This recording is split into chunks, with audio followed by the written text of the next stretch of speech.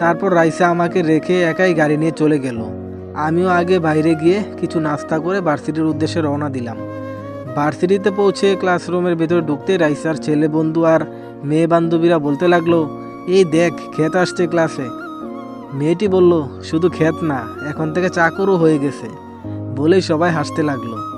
তার মানে রাইসা এদেরকে সব বলে দিয়েছে। আমি কিছুই না বলে মাথা নিচু করে চুপচাপ একাই পেছনের বেঞ্চে গিয়ে বসলাম। কিছুক্ষণ পর ওর আরেকটা বান্ধবী বলে উঠলো, চাকরের আবার শখ কত, ঢাকা ভার্সিটিতে পড়বে। আর আমাদেরও কপাল, ওর সাথে একসাথে পড়তে হচ্ছে। কথাগুলো শুনে সত্যি অনেক খারাপ লাগছিল। কিছুক্ষণ পর স্যার আসাতে সবাই চুপ হয়ে গেল। একে একে সব ক্লাস মনোযোগ দিয়ে করার পর ক্লাস থেকে বের হলাম। বের হয়ে আসতেই পেছন থেকে দেখি রাইসা ডাকতেছে। তারপর আমি বললাম, জি ম্যাম বলেন। রাইসা বলল, শোন, আমার বাসায় আসতে দেরি হবে।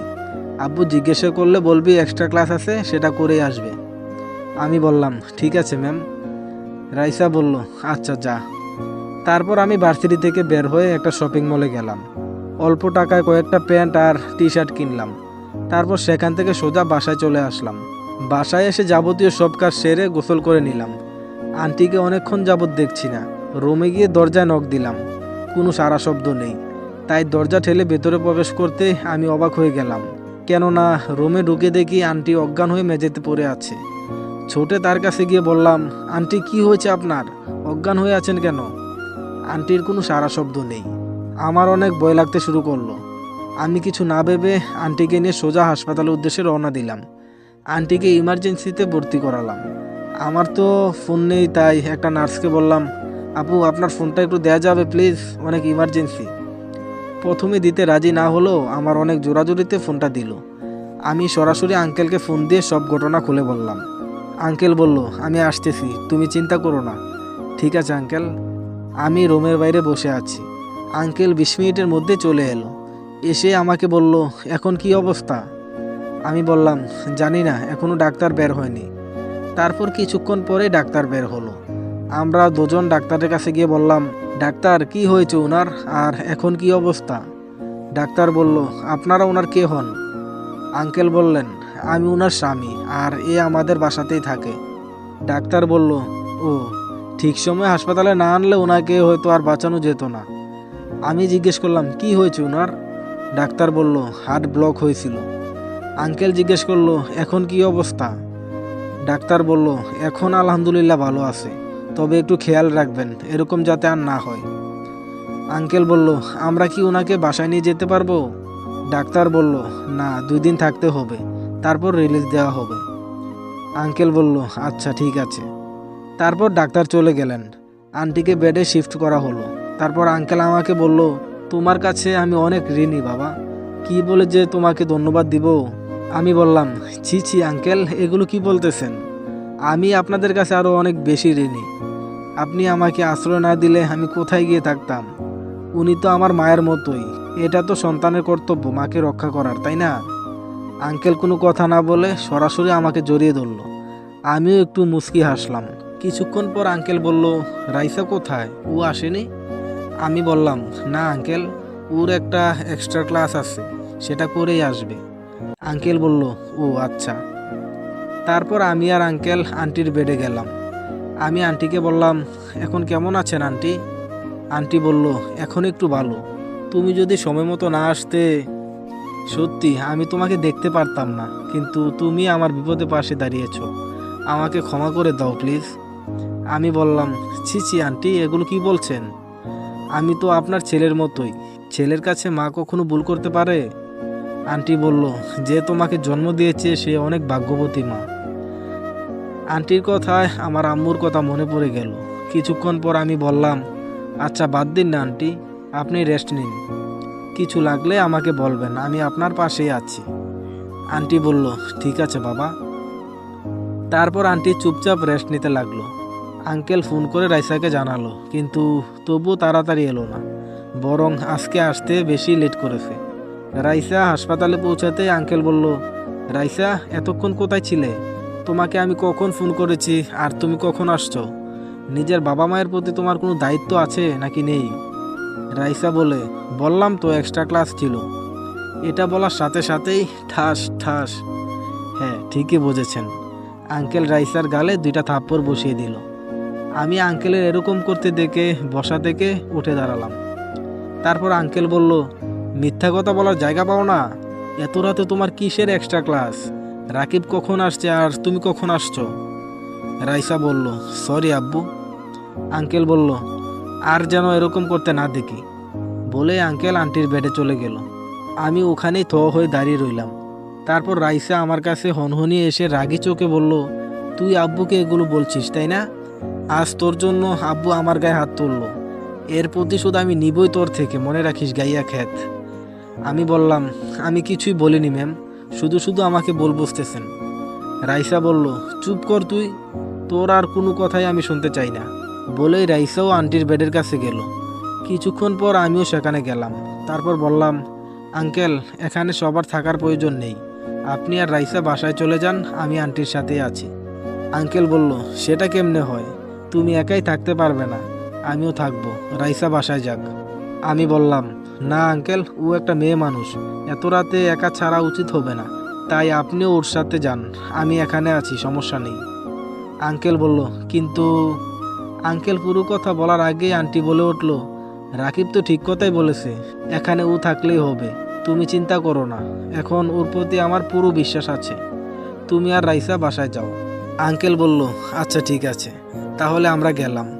বলে রাইসা আর আঙ্কেল বাসার উদ্দেশ্যে রওনা দিল।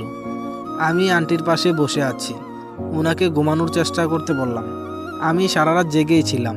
খুব সকালে আঙ্কেল হাসপাতালে চলে আসলো। আজকে আর রাইসা এলো না। আঙ্কেল এসেই বলল, রাকিব তুমি এখন বাসায় গিয়ে রেস্ট নাও, আমি আজকে অফিসে যাব না। আমি যেতে না চাইলেও আঙ্কেল আন্টির জোড়াজুড়িতে বাসায় চলে আসলাম। সারা রাত ঘুমাইনি। বাসায় এসে দেখি রাইসা ঘুম থেকে ওঠেনি, তাই ওর জন্য নাস্তা তৈরি করে বাসার যাবতীয় সব কাজ করে ফ্রেশ হয়ে ঘুমিয়ে পড়লাম। ঘুম ভাঙলো রাইসার থাপ্পড়ে। কেন মারলো বুঝলাম না। উঠে দেখি রাইসা আমার দিকে চোখ বড় বড় করে তাকিয়ে আছে। তারপর আমি বললাম, কি ব্যাপার ম্যাডাম, মারলেন কেন? রাইসা বলল, গাইয়া ছোট লোক, তোকে কি ঘুমানোর জন্য আব্বু এই কাজ দিয়েছে? দুপুর হয়ে গেছে, এখন আমি খাবো কি? আমি বললাম, সরি, কাল সারা রাত জেগেছিলাম তো তাই বুঝতে পারিনি ম্যাম, এজন্য ঘুম বেশি ধরেছে। রাইসা বলে, তা তো ধরবেই, নবাবের ছেলে। আমি বললাম, আপনি কিছুক্ষণ অপেক্ষা করুন, আমি খাবার বানিয়ে দিচ্ছি। রাইসা বলল, হ্যাঁ, তোর আশায় আমি বসে আছি, আমি বাইরে থেকে খেয়ে আসছি। আমি বললাম, তাহলে আমাকে ডাকলেন যে? রাইসা বলল, তোকে শিক্ষা দেওয়ার জন্য, যাতে ভবিষ্যতে এই ভুল না হয়। বলে রাইসা ওর রুমে চলে গেল। তারপর আমি খাবার তৈরি করে গোসল করে হাসপাতালে চলে গেলাম। এসে বললাম, সরি আঙ্কেল আন্টি, আসতে একটু দেরি হয়ে গেল। আঙ্কেল বলল, আরে কি বলছো, দেরি হবে কেন? আমি বললাম, এই যে আপনাদের না খাইয়ে রাখছি। আঙ্কেল বলল, কোনো সমস্যা নেই, তুমি চুপচাপ এখানে বসো। আমি বসে বসে ভাবলাম, আঙ্কেল আন্টি কত ভালো মনের মানুষ, ওনার মেয়ে এমন কেন? যাই হোক, আরও 2 দিন হসপিটালে থেকে আন্টিকে বাসায় নিয়ে যাওয়া হলো। বাসার সব কাজ আমিই করি, মাঝে মাঝে ভার্সিটিতে যাই। রাইসার অত্যাচার, আঙ্কেল আন্টির ভালোবাসার মাঝে 1 বছর চলে গেল। অনার্স প্রথম বর্ষের রেজাল্ট বের হলো। রাইসার থেকে তুলনামূলকভাবে আমার রেজাল্ট ভালো হওয়ায় আঙ্কেল আন্টিও অনেক খুশি, কিন্তু রাইসা খুশি হতে পারলো না, তার ক্ষোভ আমার উপর থেকেই গেল। ওদিকে গ্রামের বাড়িতে আজকে রেখা আপুকে দেখতে পাত্রপক্ষের লোক এসেছে। পাত্রপক্ষ জিজ্ঞেস করতেছে, আপনারা কি যৌথ পরিবার? আব্বু বলল, হ্যাঁ, আমরা একত্রেই থাকি, সেক্ষেত্রে যৌথ পরিবারে। আঙ্কেল বলল, তা আপনার ছেলে মেয়ে কয়জন?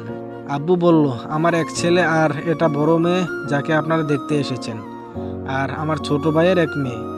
আঙ্কেল জিজ্ঞেস করলো, তা আপনার ছেলে কোথায়, তাকে দেখছি না তো? এই প্রশ্নটি করার সাথে সাথেই সবার মুখটা ফ্যাকাশে হয়ে গেল। কিছুক্ষণ পর তিনি আবার বললেন, কি হলো, চুপ করে আছেন কেন? আব্বু বলল, আসলে আমার ছেলে রাকিব 1 বছর থেকে মিসিং, ওকে অনেক খোঁজার চেষ্টাও করেছি, কিন্তু ব্যর্থ হয়েছি বারবার, তাই সত্যিটা সবাই মেনে নিয়েছি, আমার ছেলে হয়তো আর এই পৃথিবীতে নেই। পাশে থেকে নিশি, আম্মু, ছোট আম্মু সবাই কেঁদে উঠল। তারপর উনি বললেন, সরি, আমি বুঝতে পারিনি। আব্বু বলল, ঠিক আছে, সমস্যা নেই। আঙ্কেল বলল, আপনার মেয়েকে আমাদের অনেক পছন্দ হয়েছে, আপনি চাইলে আগামী মাসে আমরা আপনার মেয়েকে আমাদের ঘরের মেয়ে করে তুলতে চাই। আব্বু বলল, আলহামদুলিল্লাহ, আমিও রাজি। কয়েকদিন পর সবাই খুশি মনে বিয়ের আয়োজন করতে ব্যস্ত হয়ে থাকে, কিন্তু নিশি সবসময় চুপচাপ হয়ে থাকে, কি যেন একটা চিন্তা করে। আগের থেকে চিন্তায় সে অনেকটাই শুকিয়ে গেছে। রুমের বাইরেও দরকার ছাড়া বের হয় না। স্কুল থেকে এসে সোজা আবার রুমে, এরকম করে চলছে নিশির জীবন। এদিকে আমি, আজকে রাইসার জন্মদিন। জন্মদিন উপলক্ষে আঙ্কেল প্রতি বছরই অনুষ্ঠান করে, এবছরও তার ব্যতিক্রম হলো না। রাতের জন্য অনুষ্ঠানের আয়োজন করা হয়েছে, তাই সকাল থেকে অনেক আয়োজন চলছে। আঙ্কেলের অফিস কলিগ, আত্মীয় স্বজন আর রাইসার অনেক বন্ধুবান্ধব সবাইকে ইনভাইট করা হয়েছে। সারাদিনে অনেক আয়োজনই করা হয়েছে, গ্রামে হলে কখনোই এমন হতো না। এই প্রথমবার জন্মদিনের জন্য এত বড় অনুষ্ঠান নিজের চোখে দেখতেছি। আমাকে কাজ করতে দেখে আঙ্কেল এসে বলল, রাকিব এখানে কি করছো? আমি বললাম, জি আঙ্কেল, কাজ করছি। আঙ্কেল বলল, আজকের দিনে তোমাকে কাজ করতে হবে না, যাও তুমি ফ্রেশ হয়ে নতুন কিছু পরে আসো। আমি যেতে না চাইলেও আঙ্কেল আন্টির জোড়াজুড়িতে রুমে চলে আসলাম। এসে ফ্রেশ হয়ে একটা পাঞ্জাবি পরে বাইরে এলাম। আমাকে দেখেই আঙ্কেল বলল, মাশাআল্লাহ, আজকে তোমাকে রাজপুত্রের মতো লাগছে।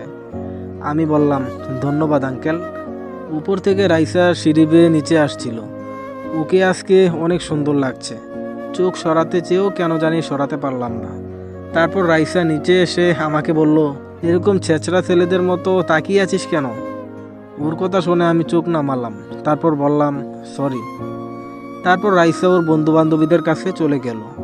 কিছুক্ষণ পর কেকও কাটা হলো। আঙ্কেল আন্টি রাইসাকে কেক খাওয়ানোর পর রাইসাও ওনাদের কেক খাইয়ে দিল। আমি একটু দূরে দাঁড়িয়ে ওনাদের এসব নিয়মকানুন দেখছি আর ভাবছি, আমাদের গ্রামে কখনোই জন্মদিন নিয়ে এরকম আয়োজন হয় না। রাইসা ওর বন্ধু বান্ধবদের সাথে আড্ডা দেওয়ার সময় ওদের গ্রুপের একটা মেয়ে আমাকে ডেকে বলল, এই চাকর, এদিকে শোন। আমি কাছে গিয়ে বললাম, জি ম্যাডাম বলেন। মেয়েটি বলল, আমার জন্য ওখান থেকে একটা পানির বোতল নিয়ে আয় তো। ওর অর্ডার শুনে আমি রাইসার দিকে তাকালাম। তারপর রাইসাও রাগী কণ্ঠে বলল, কি হলো, নির্লজ্জের মতো এখানে দাঁড়িয়ে আমার মুখে কি দেখছিস? কি বললো শুনতে পাসনি? তাড়াতাড়ি নিয়ে আয়। আমি বললাম, জি আনছি বলেই সেখান থেকে কিচেনে চলে গেলাম। আর ভাবতে লাগলাম, বড়লোকের মেয়েরা এমন হয় কেন? আমাদের মনে হয় মানুষই ভাবে না তারা। তারপর আমি পানি গ্লাসে করে নিয়ে যেতেই রাইসাদের গ্রুপের একটা ছেলে আমার পায়ে পা দিয়ে বাধা দিল, আর সাথে সাথে পানির গ্লাস সহ আমি ওর বান্ধবীর গায়ের ওপরে পড়ে গেলাম। গ্লাসের সব পানি মেয়েটির গায়ে পড়ে গিয়ে কাপড়গুলো ভিজে গেল। আমি সাথে সাথেই উঠে বলতে লাগলাম, সরি ম্যাম, আসলে আমি দেখতে পাইনি। মেয়েটি উঠেই আমাকে ঠাস ঠাস, হ্যাঁ ঠিকই বুঝেছেন, সবার সামনে মেয়েটি আমার দুই গালে দুইটা থাপ্পড় বসিয়ে দিল। আমি গালে হাত দিয়ে চুপচাপ দাঁড়িয়ে রইলাম। এখন সব আত্মীয় স্বজনের দৃষ্টি আমাদের দিকে। এতক্ষণে আঙ্কেল আন্টিও লক্ষ্য করেছে। থাপ্পড় মেরে মেয়েটি বলতে লাগলো, অসভ্য কোথাকার, গাইয়া খ্যাত, মেয়ে দেখলেই গায়ের ওপর পড়তে ইচ্ছে জাগে, এসব চাকরদের স্বভাব কোনোদিনও যাবে না। আমি বললাম, সরি ম্যাডাম, আসলে আমি ইচ্ছে করে এমন করিনি। মেয়েটি বলল, আবার মুখে মুখে তর্ক করিস, বলে আবার হাত তুললো থাপ্পড় মারার জন্য। যখনই থাপ্পড় দিতে যাবে তখনই পেছন থেকে কে যেন হাতটা চেপে ধরলো। আমি পেছনে তাকিয়ে দেখি আঙ্কেল। তখন মেয়েটি আঙ্কেলকে বলতে লাগলো, আঙ্কেল এসব কি চাকর রাখেন আপনি, কোনো ম্যানার্সই জানে না, আবার মুখে মুখে তর্ক করে। আঙ্কেল বলল, তাই না? তুমি যে এই ছেলেকে না জেনে না বুঝে দুইটা থাপ্পড় মারলে, এটা কি তোমার ঠিক হলো? মেয়েটি বলল, মানে? আমি বললাম, আঙ্কেল বাদ দিন প্লিজ। আঙ্কেল বলল, তুমি চুপ করো। তারপর আমি চুপ হয়ে গেলাম। আঙ্কেল আবারও বলল, দূর থেকে আমরা সব কিছুই দেখেছি, তবু বিশ্বাস না করলে এই যে কর্নারে দেখতে পাচ্ছ সিসিটিভি ক্যামেরা আছে, ওটা দেখাচ্ছি। তখন রাইসা সহ ওর সকল বন্ধু বান্ধবীদের মুখে ভয়ের ছাপ দেখা যাচ্ছে। সিসি ক্যামেরা স্পষ্ট প্রমাণিত হলো রাইসা সহ ওর সকল বন্ধু বান্ধবীদের আমাকে অপমান করার জন্য এটা প্রি প্ল্যান ছিল। তখন আবার আঙ্কেল ওর বন্ধু বান্ধবীদের বলল, আমার মেয়ে তোমাদের মতো কয়েকটা নষ্ট ছেলে মেয়েদের জন্যই বেশি নষ্ট হয়ে গেছে। আর ছেলে বন্ধুদের বলল, তোমাদের যেন এরপর থেকে আমার মেয়ের আশেপাশে না দেখি, যদি দেখি তাহলে আমার থেকে খারাপ কেউ হবে না, মনে থাকে যেন, আমার বাসাতেও আর কখনো আসবে না তোমরা। ছেলেগুলো অনেক রাগান্বিত হয়ে গজগজ করতে করতে সেখান থেকে চলে গেল। এগুলো বলেই আঙ্কেল অনুষ্ঠানের সমাপ্তি ঘোষণা করলেন। রাইসা ওর রুমে চলে গেল, আর আমিও আমার রুমে চলে আসলাম। মনে মনে ভাবছি, কেন যে ঢাকা শহরে এলাম, এত কষ্ট যে আর সহ্য হচ্ছে না। রাতে শাওয়ারের নিচে দাঁড়িয়ে চিৎকার করে অনেকক্ষণ কাঁদলাম। আজকে আব্বুর কথা খুব মনে পড়ছে। তারা কখনো আমাকে কষ্ট দেয়নি, আর এখানে আমি চাকর হয়ে দিন কাটাচ্ছি। শাওয়ার থেকে বের হয়ে ভালো লাগছিল না, তাই ছাদে চলে গেলাম। গিয়ে দেখি রাইসা আগে থেকে ছাদে এসে দাঁড়িয়ে আছে। তাই আমি ওকে দেখে বললাম, সরি ম্যাম, আপনি আসছেন জানলে আমি আসতাম না। রাইসা বলল, ওই শোন। আমি বললাম, জি ম্যাম, কিছু বলবেন? রাইসা বলল, শুধু আমাকেই সরি বললে হবে না। আমি বললাম, তাহলে? রাইসা বলল, দেখলি না আজকে তোর জন্য আব্বু আমার বন্ধু বান্ধবীদের কিভাবে অপমান করলো, তাই তাদের কাছেও তোকে ক্ষমা চাইতে হবে। আমি বললাম, কিন্তু এখানে তো আমার কোনো দোষ ছিল না। রাইসা বলল, এত কথা শুনতে চাই না, তুই কালকে কলেজে গিয়ে ওদের সরি বলবি, বেশ। আমি বললাম, ঠিক আছে, কালকে সবাইকে সরি বলে নিব। রাইসা বলল, আচ্ছা, মনে থাকে যেন, এখন যা। তারপর আমি আর কথা না বাড়িয়ে নিচে চলে এলাম। নিচে এসে দেখি আঙ্কেল কি যেন নিয়ে একটা চিন্তা করছে। আমি কাছে গিয়ে বললাম, আঙ্কেল। আমার কথায় আঙ্কেলের চিন্তার সমাপ্তি ঘটল, আর চমকে উঠে বলল, কে? ও রাকিব, আসো। আমি জিজ্ঞেস করলাম, কি চিন্তা করছেন আঙ্কেল? আঙ্কেল বলল, ও কিছু না। আমি বললাম, সরি আঙ্কেল। আঙ্কেল বলল, সরি কেন?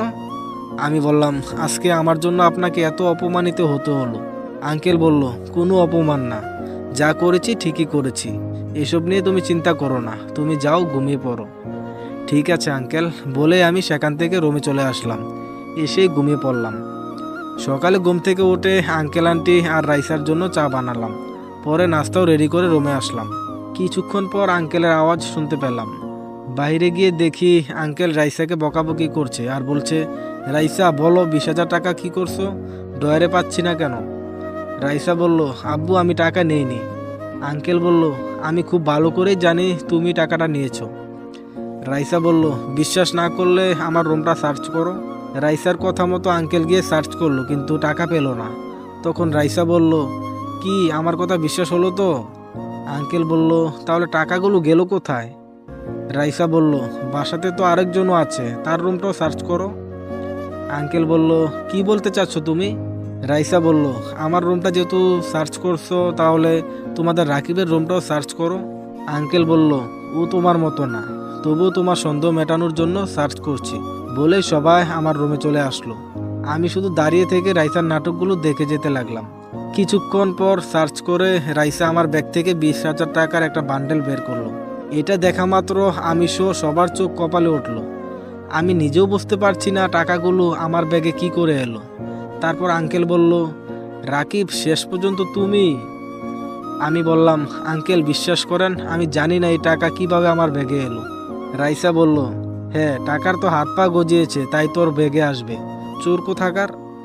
তারপর রাইসাকে আঙ্কেল হাত দিয়ে ইশারা করে থামিয়ে বলতে লাগলো, তোমাকে আমি অনেক বিশ্বাস করেছিলাম, তুমি আমার বিশ্বাসের এই মর্যাদা দিলে?